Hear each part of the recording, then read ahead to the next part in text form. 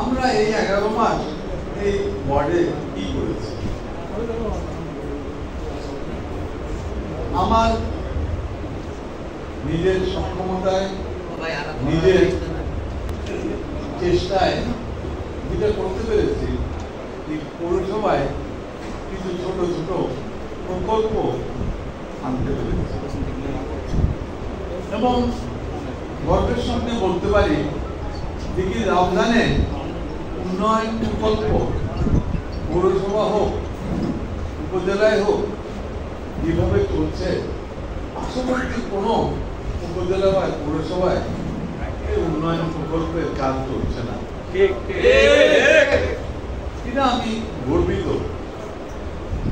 আমার চেষ্টা ছিল এই উন্নয়নমূলক কাজে হাত দেওয়ার পিছনে থেকে আমার ছেলেরা, আমার কর্মীরা যদি কিছু কর্মে, কিছু উন্নয়নমূলক সামাজিক কর্মকাণ্ডে জড়িত হয়, তাহলে তারা আকাম কুকাম করবে না।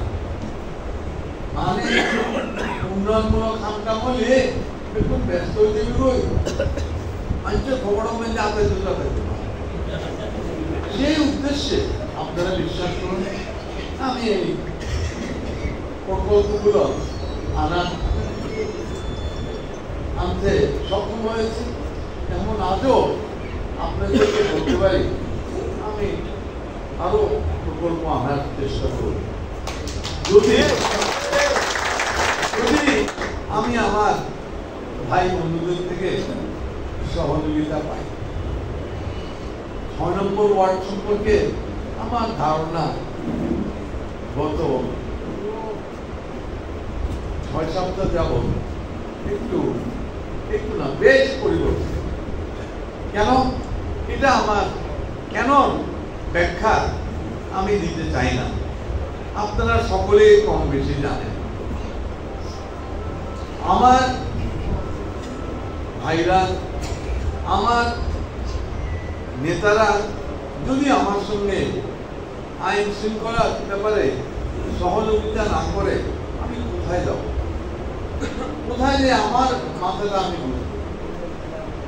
তাদের সামনে অবনতি হচ্ছে আইন শৃঙ্খলা, তারা প্রতিবাদী হচ্ছে না।